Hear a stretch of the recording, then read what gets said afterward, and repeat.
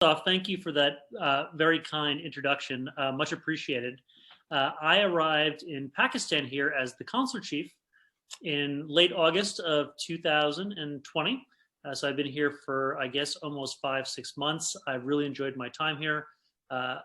First off, thank you to all the wonderful people of Pakistan. It's been a real pleasure getting to know everyone here, getting to learn a little bit about Karachi.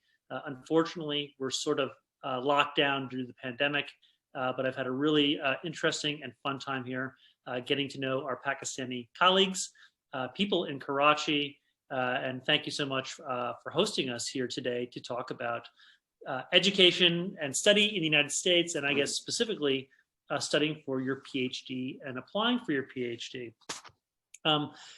Getting a PhD from the United States is definitely a laudable goal. My journey to getting a PhD I graduated in 2000 from Oklahoma State University, was a very long road.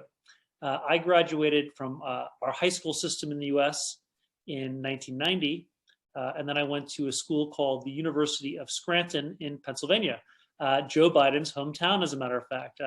So our current president, I believe he was born in Scranton, Pennsylvania before he moved to Delaware. And he certainly has some ties to that area. It's a very interesting town, rich in culture, and a very interesting part of American history, part of the coal mining, part of the Industrial Revolution in the United States. So very historically significant. And of course, our current president is originally from there, at least. So I went to Scranton.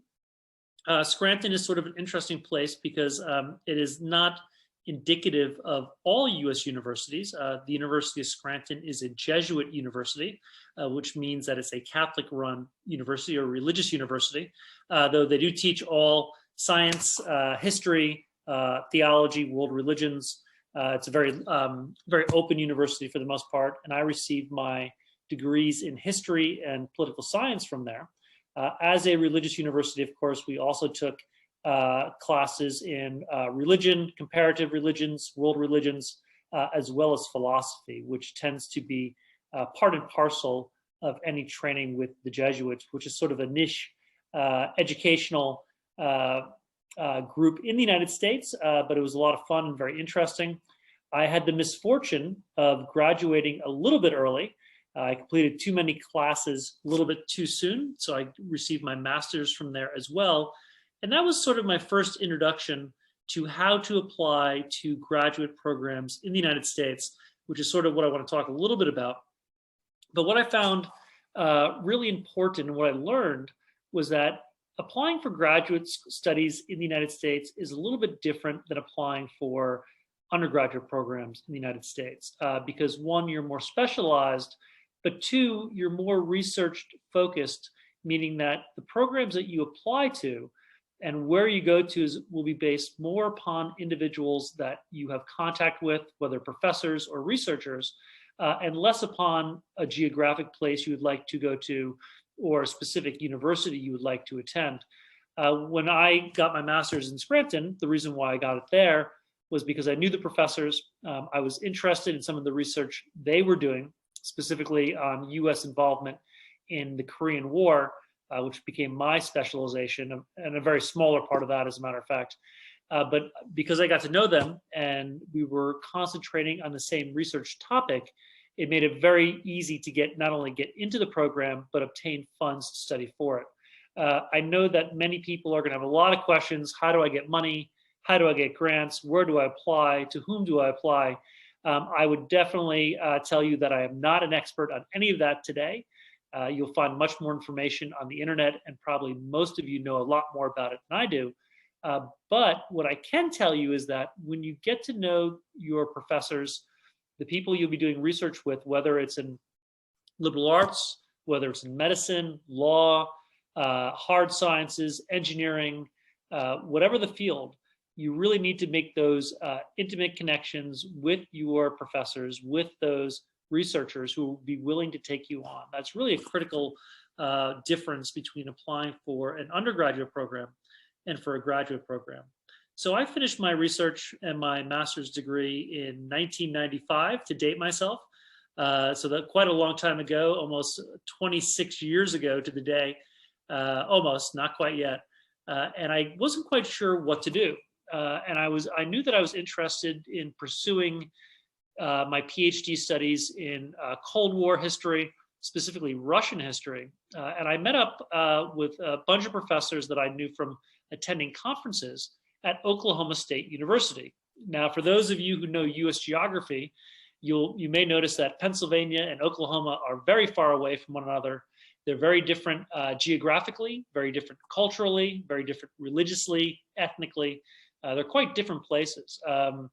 And it was kind of strange that someone from the East Coast would be applying to a Midwestern or Southern university. But it really wasn't, because I did know the professors. I knew a number of the people out there, and they were really interested in the research that I was pursuing, specifically kind of cultural aspects of the Cold War in relationship to the Korean War. And it was kind of a natural fit. So when I proposed my research topics and I knew these individual professors, they invited me to apply. I eventually received a full grant to study there, as well as a teaching assistantship. And I think for a lot of students, especially those who are going into PhD programs, what you really want to focus on is getting those lab or teaching assistantships. Those are really critical. Anyone can get into a PhD program if they have the intelligence and the scores to do so. The question is, how do you sort of stand out amongst the crowd to get those slots where you will be put into the classroom teaching in your field? And that's something that only by having those personal connections can you know how to apply for. And those are really critical, because not only will you be teaching then undergraduate classes for the most part, or at least helping with the instruction of undergraduate classes, but you'll be actively engaged in your research field. So you'll be doing two things at one time, and that is, one, developing your teaching skills, which is critical, and one of the reasons why you earn a PhD is to teach, but also developing those research skills as well with a program that you want. So the next question students and prospective PhD students typically ask me, well, Rich, how do I reach out to those people? How do I find them? I'm in Pakistan. I don't go to conferences in the United States. Typically, it's COVID time. What do I do? Well, I think that, with modern communications, it's really quite simple. Reach out to those departments that you're interested in, even before you apply, quite frankly, and let them know what topics of research you're interested in, what you've taught before, what you're currently researching now, and you may find overlap. And that's really what you want, because when people see your application for graduate school, and again, it doesn't matter the discipline, when they see that you have overlap in terms of research interests, there's much more of a chance they'll take you on than if your research interests are completely different. Had I applied, to Oklahoma State University and said I was interested in, medieval European history, most likely they would not have taken me on. But because they had this connection with the former Soviet Union, they had a lot of Russian-speaking students and professors working there for a whole different lot of reasons. They were interested in taking me on and working with me. So I think simple email communication, talk to these departments before you get there and before you apply is really important, not only to getting into the program, but getting that scholarship money that, of course, everybody wants, and also those opportunities to teach in front of the class and to move on with your career. So I was at Oklahoma State University. I arrived in 1995. I started in-class instruction as part of my program, where I was teaching undergraduate courses in Western civilization at the time. And I would teach 1 or 2 classes a semester, and of course receive a very small stipend at that time. I think it was about $300 a month US, which in 1995 would not get you anywhere in the United States. Maybe a little bit different, in terms of how much that's worth now here in Pakistan, but it wasn't worth much in the United States in 1995 per month, I can tell you that much. But I got by and managed to graduate from my program in 2000. And then I taught for the next 8 years at the university level, both in the United States and overseas before I joined the State Department. I still teach at Northern Virginia Community College. And I want to give kind of a shout out to community colleges around the United States. I know that one of the primary focuses of this talk is how to get into a PhD program, but community colleges in the United States are great ways, for one, students who may not be able to get it in a 4-year undergraduate program study in the US, but also I'd like to recommend that they are great places to teach. So if you find yourself in the United States and offered a job, for example, those are universities and institutions that are really important to look at. So you definitely take a look at them. Well, we have a question. Thank you so much. Appreciate it. A couple questions. For what I wish to reach out, could you please share me your email as I may get in touch with you? Well, we're not giving out my personal email right now, but I definitely encourage you to contact Education USA, and they will certainly pass me a message. I know that this is kind of a public forum, so yeah, I don't want to give it out to everyone, but pass the message to Education USA, and I'll definitely be happy to answer your questions offline. But if you have something specific right now, I am certainly happy to answer it.